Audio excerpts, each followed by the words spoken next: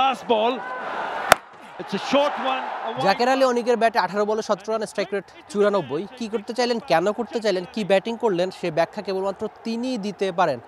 তাকে যখন নামানো হয়েছিল বাংলাদেশ দলের দরকার ছিল খুব দ্রুত রান করা, যেটা তার দায়িত্ব, যেটা তার কাজ, সে দায়িত্ব সেই কাজটাই একজন জাকের আলী অনিক ঠিকঠাক করতে পারেনি, যার ফলে ব্যাটিং ব্যর্থতায় বাংলাদেশ দল সিরিজটাই খুইয়ে বসেছে এই চট্টগ্রামে। অথচ তাকে আমরা চিনে থাকি, জেনে থাকি যে তিনি উইকেটে আসবেন, অল্প সময়ে দ্রুত রান করবেন। ওই যেটা বলছিলাম যে কেন তিনি এমন ব্যাটিং করলেন, বারবার চেষ্টা করেও তার ব্যাটে বল আসছিল না, টাইমিং মিলছিল না, সেই ব্যাখ্যা হয়তো কেবলমাত্র তিনিই জানেন।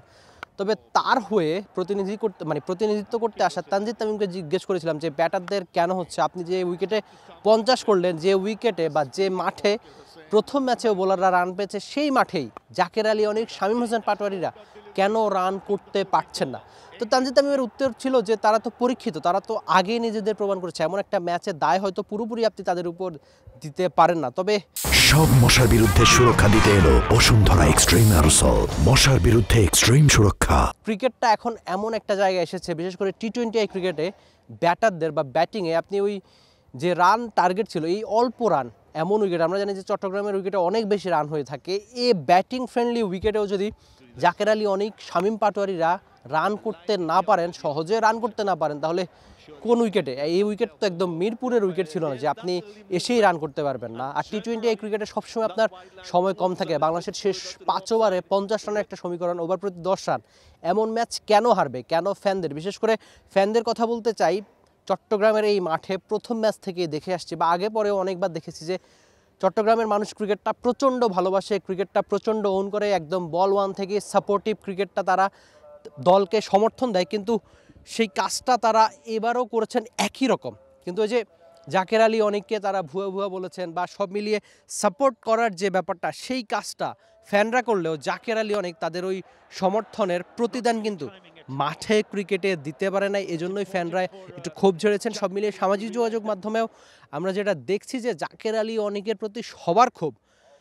ওই যে আপনি যখন আপনার সময়, আপনি যখন আপনার টাকা খরচ করে মাঠে ক্রিকেটে দেখতে আসবেন, দলকে পূর্ণ সমর্থন দিবেন, তখন যদি কেউ এমন খেলে, তখন বোধ করি এই সমর্থনটা আর কাজে দেয় না।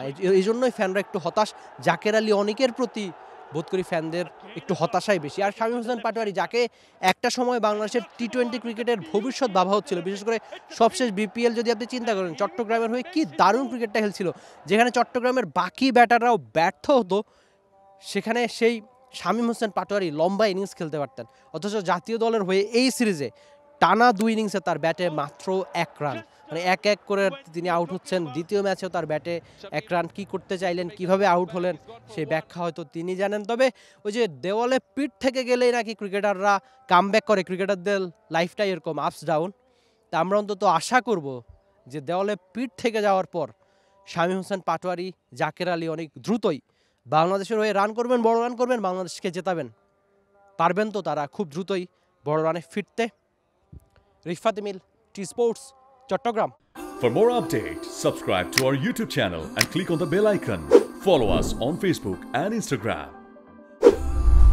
Download T Sports app to enjoy exciting games and highlights. Visit tsports.com.